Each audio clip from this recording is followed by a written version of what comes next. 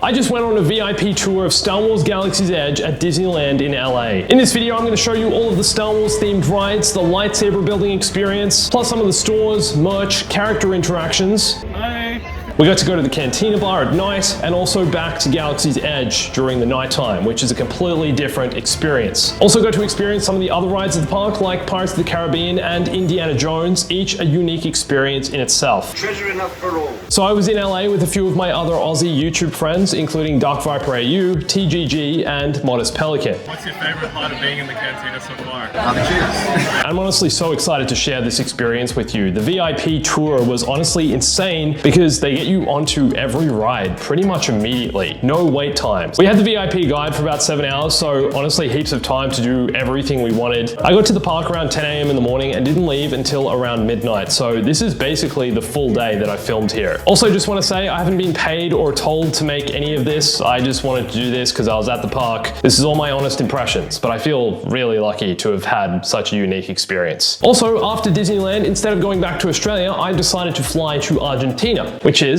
where I am now, to hang out with some other friends for a few weeks. So if you want to see more from Argentina and also Galaxy's Edge, come follow me on Instagram at Bombastic. Hey everyone, it's Andrew. Okay, so we just got off the bus, now we're waiting for the VIP tour to start. We're very excited. Are we not? I am super We're all super excited. Hey, dancing boys. Hell yeah.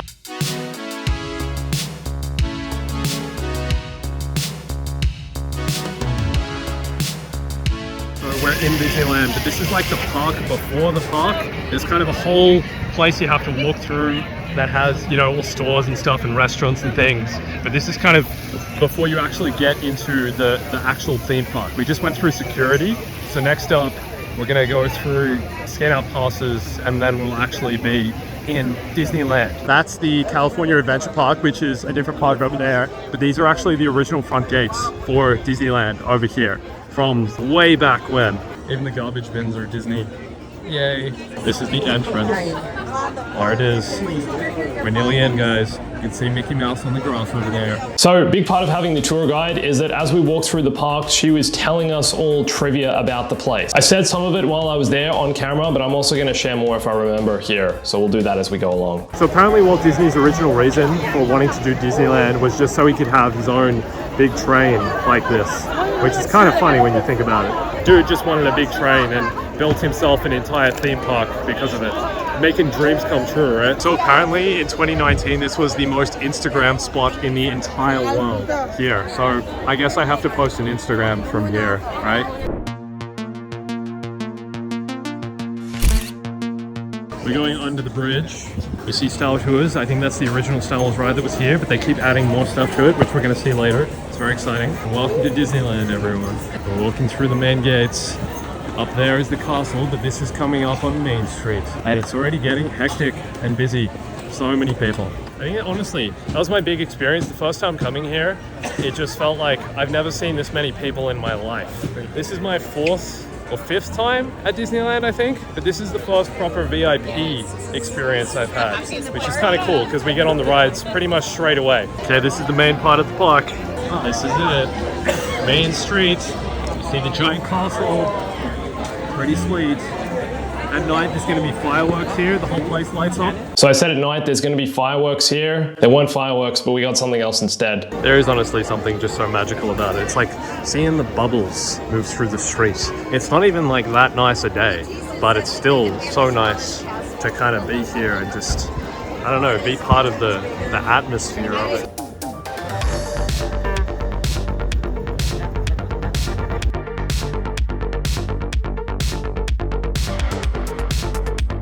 It is actually kind of a bit of a walk to get to Galaxy's Edge because it's way at the back of the park.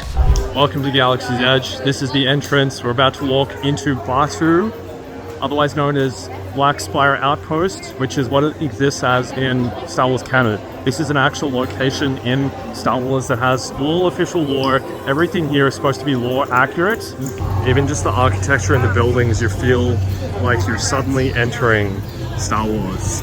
It's funny as well, like all the employees here speak as if they're in Star Wars, like they reference it like they're living on the planet. So up here you see they've got the numbers 77, 80 and 83. Everyone will know The original trilogy came out in those years, A New Hope, Empire Strikes Back, and Return of the Jedi. That's the kind of thing I wouldn't have noticed unless the tour guide told us. This stuff is supposed to be in universe, as in someone is actually delivering this cargo to Black Spire Outpost in the Star Wars galaxy, and that's why the ship is there. There's a real reason for it being there. It's not just like, oh, that looks decorative. Okay, and here it is, guys. The moment you've probably all been waiting for. The moment that's probably the most bewildering thing is the size and scale of the realistic Millennium Falcon. And this is the ride you get in later. It's all built inside this thing, which is actually insane. But it's huge. Like, you can't imagine, it probably doesn't come through on the video, just like the scale of this thing. How impressive it looks. And here we are in the middle of Black Spire Outpost. Nice to meet you. Everything around.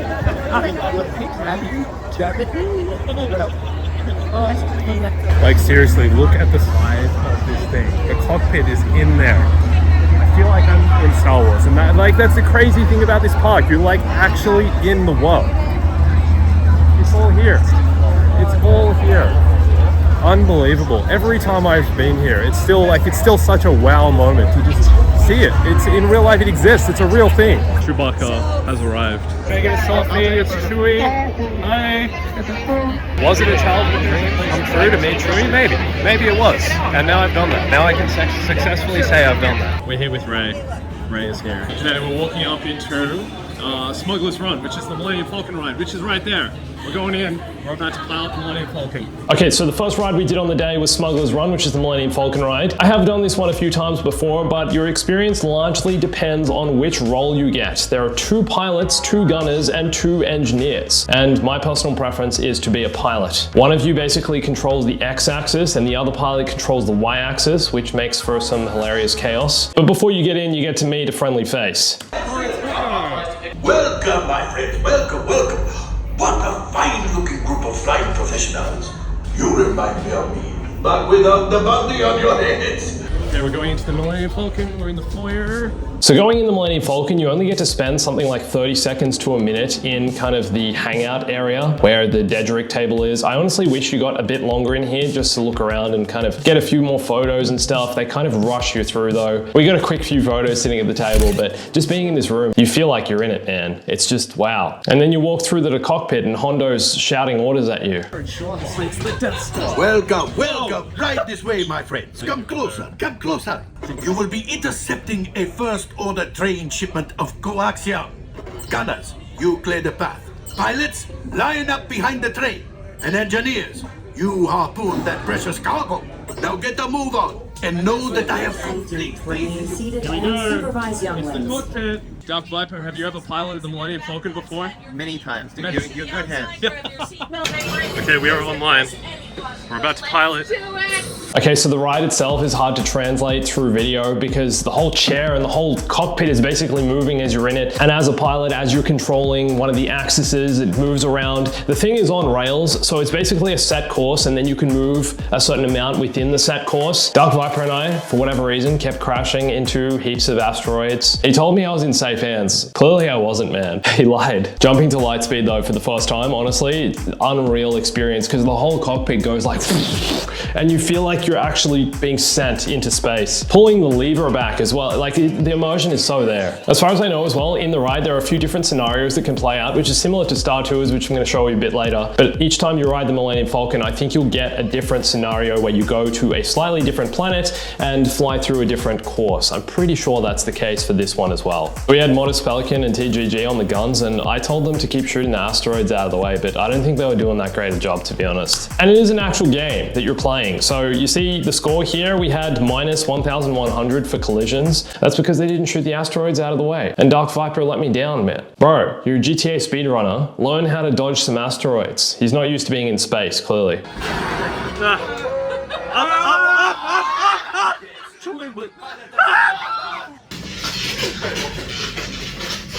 I think we broke the Millennium Falcon on the way out. So I'm pretty sure we broke the Millennium Falcon.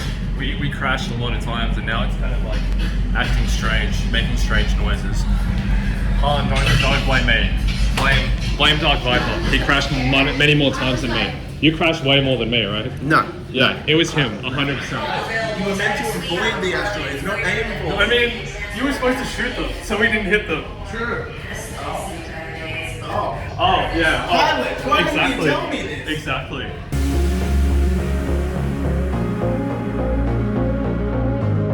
So apparently, pod racing is outlawed in the DarkViperAU 55 tourist year, but all of these pods are repurposed pod racer components, I guess, and engines and stuff like this is being used to cook food.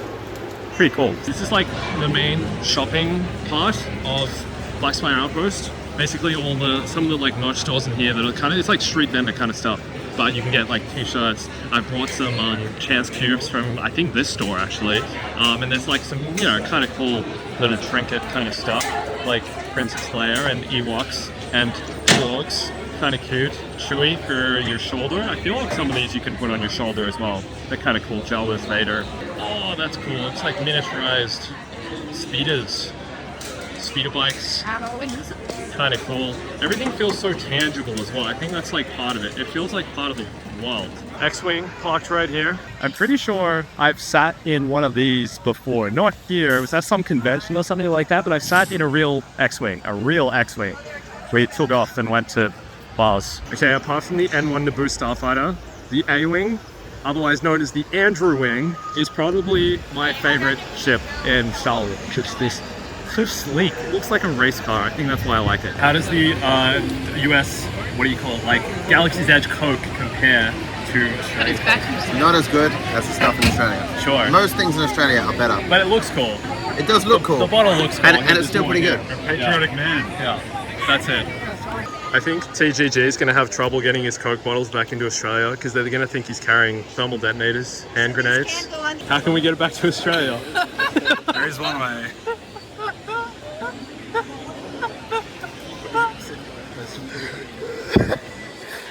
Are you prepared for that? Is that what you came to Galaxy Jazz expecting to do? I've missed the joke completely, haven't you? It's probably for the best. Look at this Coke bottle, man. I still can't get It's pretty sweet. It's actually pretty And sweet. I got two. Diet Coke. And he's got more in his bag. This looks exactly like a grenade. It does. This one. The color especially, yeah, for sure, for sure. Border security, you're gonna have a problem. Okay, so the tour guide pointed out some stuff you would never notice if you're just the average person walking through. Apparently, these are R2-D2's tracks on the ground here. And apparently they were created using the real R2-D2 wheels, or the R2-D2 legs, the ones they used to film the original trilogy. They brought them here out of the Lucasfilm archives or wherever they keep that kind of thing. And as the concrete was being laid and the cement was drying, they walked R2-D2 through here, or wheeled him through to create these tracks. Not sure why, not sure anyone would notice this. R2-D2 clearly just being a little cheeky walking through here, but it's about those minor details. R2-D2 public menace, property damage everywhere it goes. Okay, we're about to go into Rise of the Resistance, which I think is probably the most immersive Star Wars ride in the park. It's like a full 20-minute story you go through. Hey TGG, what's your favorite Star Wars character? Grogu, really? Pelican? Okay, yeah, okay. He turned into like a 12-year-old before. He just like re-experienced his childhood. I noticed him getting such a big smile on his face. Who's your favorite character? Obi-Wan, or what's the name of the guy from the previous ride? Yeah, I love that guy. He's the best side character. Yeah, that's a good. Yeah. So you could be an Obi-Wan. You have the beard for it, for sure. Absolutely, man. Say it. Say the wise years of wisdom. Hello there. Yeah, that's pretty good. Yeah. Oh my god. Oh, you hugged him. What the heck? I dapped him up. That's incredible. Welcome to Rise of the Resistance. This is just where it begins. Recruits, thank you for joining the cause. Affirmative. Transport is ready. Line up and I shall personally see them delivered. A fine-looking group of recruits. Well, no time to waste. Oh look, it's Poe's X-Wing. That's pretty cool. It's lined up. Oh. That's better. Check them. There appear to be a number of small craft heading our way. Raise the shields. We got company. First order TIE fighters. So you basically go from inside the Rebel base to getting on this Rebel ship, which then gets captured by a First Order Star Destroyer. Enemies of First Order. We will exit the ship and proceed to interrogation. Everyone off now. Okay, so your ship gets captured and then you walk out into the hallway and it's such a wow moment because there's basically a whole group of stormtroopers just waiting there for you. It's honestly super creepy. So we just got stuck in the tractor beam of a Star Destroyer and are now facing this. Okay. We're leaving the First Order behind. We're moving into here.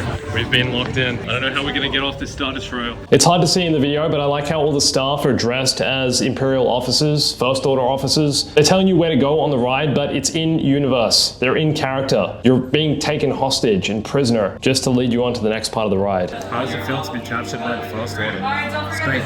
See the fun. Okay, we're going in. We will soon snuff out your meager resistance. You chose the wrong side, and now you will pay. Oh, it's kind of... You have what I want. You know the location of the secret base, and I will take it from you. Okay, so suddenly after Hux walks away, the doors are broken open and the Resistance are saving you. And this is the moving part of the ride. You get in these little cart things and they take you through the hallways of the Star Destroyer to make your escape. Okay, we're in.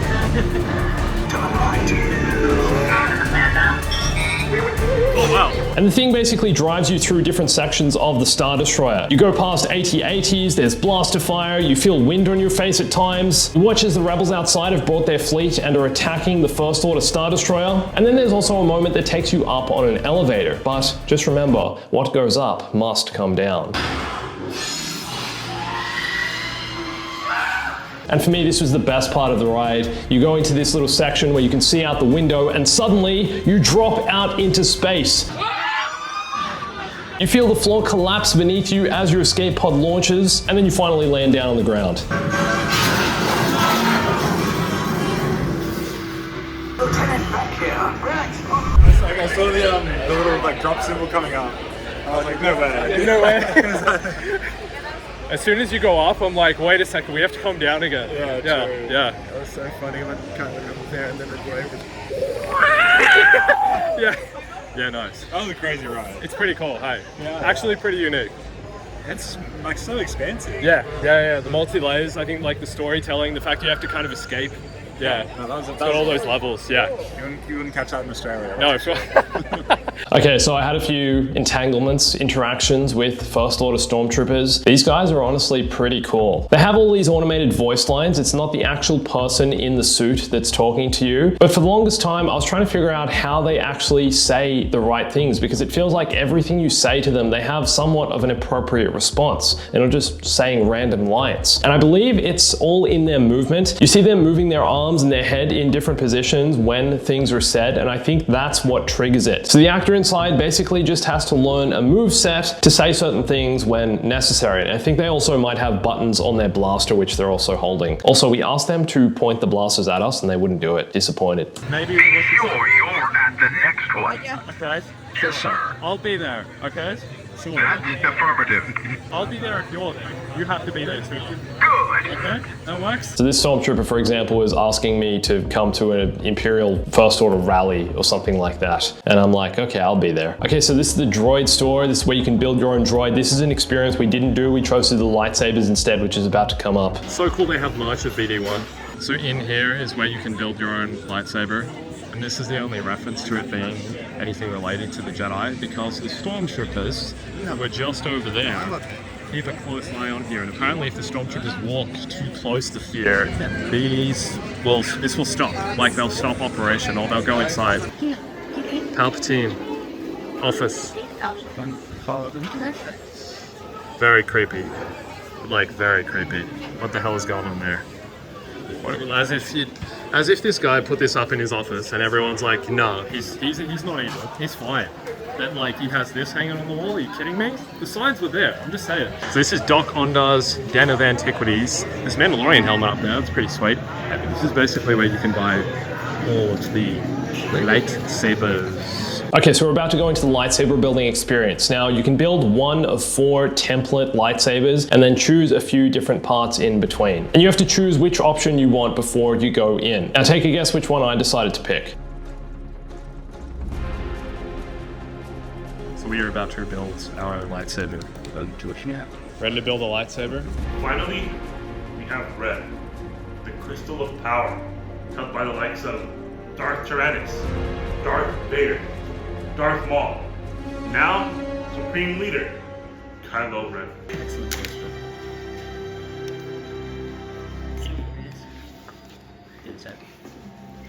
But most importantly, this is to keep both of your hands from being completely disintegrated. Now, I'll be guiding you through this building process. I have just one question for all of you. Are you ready to build your own lightsaber? Yes. Great, let's build. Once you have placed that crystal, please raise your chassis up so I can see those crystals shining brightly. Now we're going to move on to slot number 5. Once that emitter pad is in place, you're going to turn the chassis upside down to where the black power cell is pointed toward the ceiling.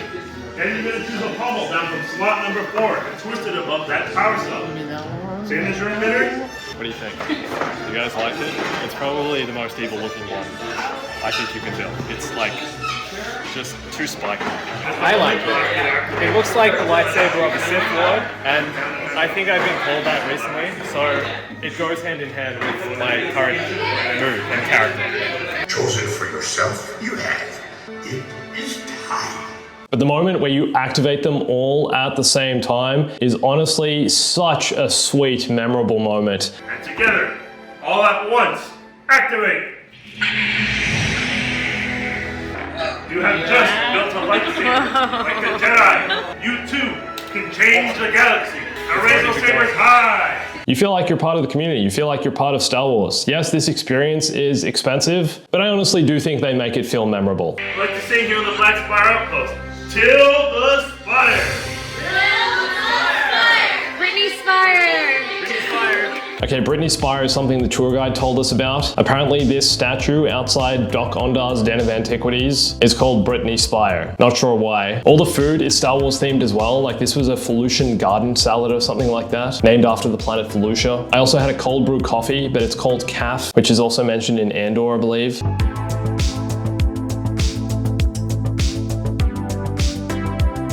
So TGG is about to assault a stormtrooper with his lightsaber. Excuse me there, fellas. That's affirmative. Keep it moving. Well, aren't you clever? Good. The First Order will be watching you. Watch out, man. Right over here. Thank you. Kylo Ren's TIE Silent. Oh boy. What's the name of the ship, guys? I don't remember. What's the name of the ship? I don't remember. Dude, droid lives matter. I'm really not happy about what's happening to the Gob. It's really sad. Okay, I have never seen Boba Fett here before. That is so sweet. And honestly, he's shorter than I expected. Hey Boba, how's it going? Traveler. I bid you farewell. Travelers, my apologies, but I must attend to urgent business. I thank you for the visit. Bye, Boba. Okay, at this point we did the Big Thunder roller coaster. Kinda cool, it's like a light roller coaster, very leafy. Got some fast bits, nothing crazy, nothing thrill-seeking though. Hey look, it's the castle. The Disney castle. We're gonna go see fireworks later. Castle. Tomorrowland. Exact same time today. And then we made our way over to the original Star Wars ride, Star Tours, which isn't actually located in Galaxy's Edge. This one was opened all the way back in 1987 and I think then revamped in 2011. The Outer Rim territories. Join the festive Boonta holiday celebration in the streets of Mos Espa. Wait, sweetest fashion trend. How good does it look? You look, mate. My war face? Yeah, your war face. Rawr. Let's keep that our little secret. Hey, buddy. Security, Sector 5. Okay, here we go, Star Tours. So keen. The 3D doesn't work in the video, unfortunately. This is one of those rides where you're in a seat that moves like this. Pretty fun.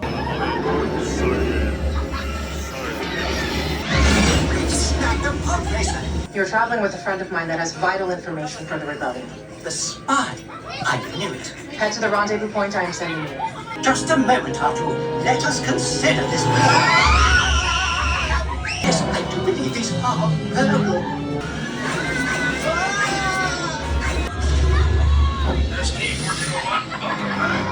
We will be landing shortly. So we just did Star Tours, and we got the Ahsoka one, which I've never done before, and also the pod racing one, which I've also never done. They give you a different scenario, and I think they cycle through something like 30 or 40 of them. Didn't expect to see the Pelican, honestly. So I just found what I think is like the creepiest Yoda face. Why are his eyes cross-eyed? Why is he looking sideways like that? He looks like he's about to mess you up and sell you some death sticks. Aren't you, Yoda? Aren't you? Not gonna lie, Luke's face is he looks like stunned. He's like, I am shocked. I am shocked to see you here in my store. Okay, so inside Space Mountain. I've never done this one. It's a roller coaster. It premiered in 1977. It's not Star Wars themed, but it is space themed, so I guess that counts for something. It looks pretty cool as well. Apparently, it's a little bit intense. I've done intense roller coasters before. I don't think this is going to be anything like that, but it's an indoor roller coaster, which means it's fully in the dark. I don't know how I feel about that. I mean, there's kids doing it. How bad could it be? I didn't get any footage from on the actual roller coaster because it's a roller coaster and you can't really hold your camera. And it was way too short, but honestly, this is probably my favorite ride from the day, just because I'd never done it before. But I did get this photo. Bubbles. Bubbles.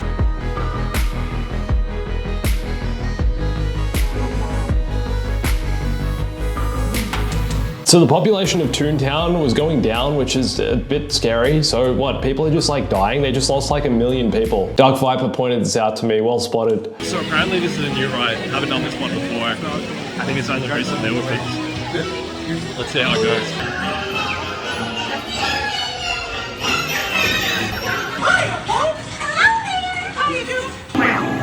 Stop!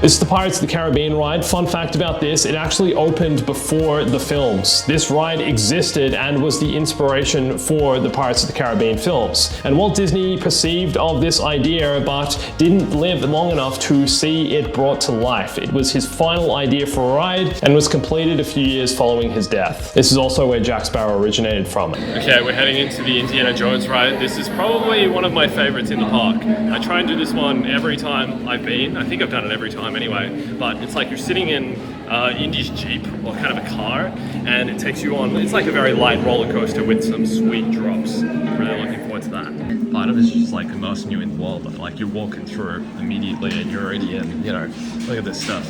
The traps. I don't know why there's just skulls on them though. Again, Indiana Jones, such a cool ride. Feels like it immerses you in an Indiana Jones experience. Kind of creepy though, to be honest. Very dark, low caves, and this moment here, it totally baits you. It makes you look up at the ceiling as Indy's hanging from this rope. You see the giant ball coming towards you, and the Jeep you're in starts to move backwards, and then suddenly it just like drops you down. You go hurtling down, I don't know, like 20 or 30 meters down a steep slope. Pretty good. Next time, you're on your own. Indiana Jones, man, such a fun ride. That's it there. Had the best time. It's actually so impressively big. Like Kylo Ren's ship. It's pretty sweet. And I still can't remember what it's called. I have no idea. Hey, TGG, do you know what the name of Kylo Ren's ship is? No. Where's Dark Viper? Oh my god! It's him! Hey, do you know the name of Kylo Ren's ship? Guy in the red ship? No, Kylo Ren's ship, mate. Oh, do I know the name of Yeah, Kylo Ren? yeah, do you know? I do know. What's it called? No, you tell me you're gonna ask me what it was called. Did I know? Sure. I'm not gonna figure that. Okay, fair enough. If you don't know it, I mean, you're Star Wars. I know, that's why I'm embarrassed. I'm trying to see if the GTA YouTubers know. I'm gonna keep you embarrassed, right? Okay. I'm gonna save you this money.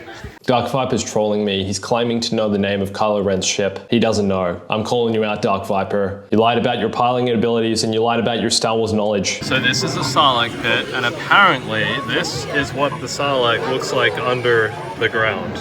It's very deep. It goes a long way down. There he is, in there. He looks kind of cute in here, but also kind of ugly, to be honest. They have kyber crystal necklaces. Like Jin Oso. That's a Jin Oso reference. You don't hear her name mentioned anymore. It's cool that she's here in some way, in spirit. She's here in spirit. I've lost my friends. I don't know where my friends have gone. Get yourself a holocron. What do you think? Oh, they actually turn. How cool is that? Turning holocron. Clone trooper helmets. They've got different colored kyber crystals here. It's kind of cool. $350 destroyed Darth Vader helmet. Kind of cool. I think these are mugs. Yeah. Imperial Officer rank badges.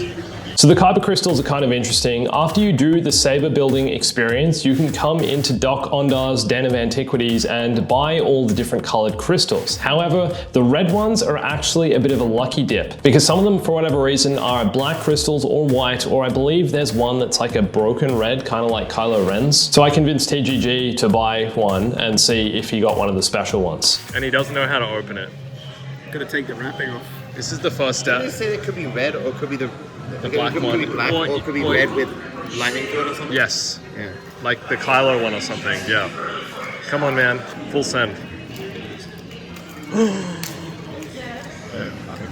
It's red, I guess.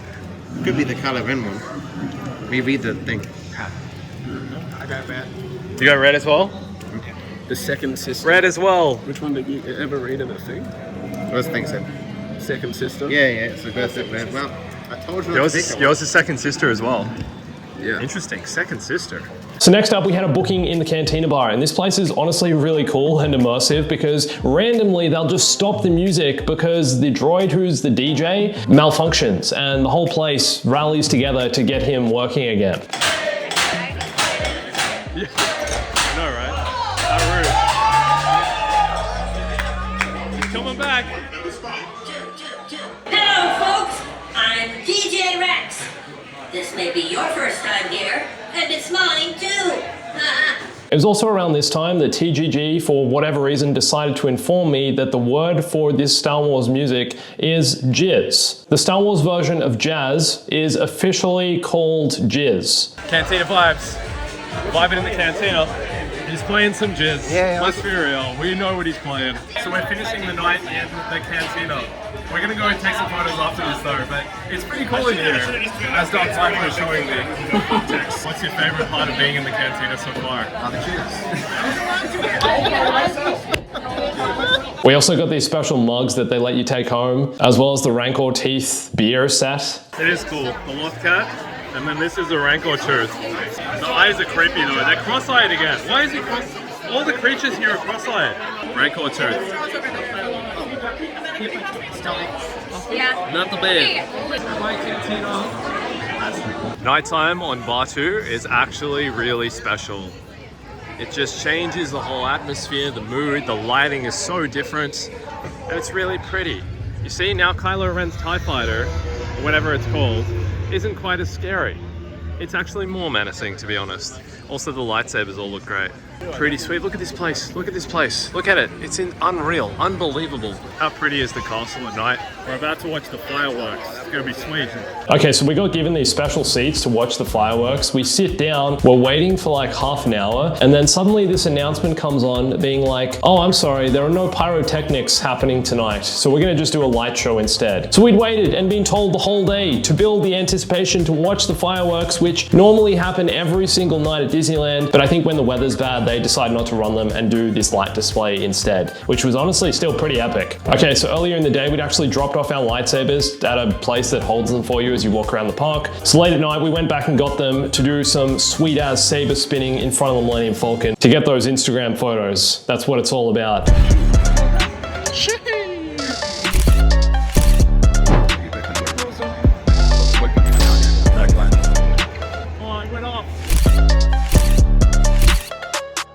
Disneyland at night, leaving, the day is over. It was so special. Looks epic. Final thoughts on Disneyland, boys? It was very good. I liked it. A lot of fun. Yeah, I would totally go back if given the opportunity. Didn't see everything, but everything I did see was good. Nothing was disappointing, really. Fantastic. We will be going back together next year. Spend a few thousand on a VIP experience. Yeah. That'd be great. You got that kind of money in your back pocket, surely? Sure. Yeah. VIP next year. Let's do it.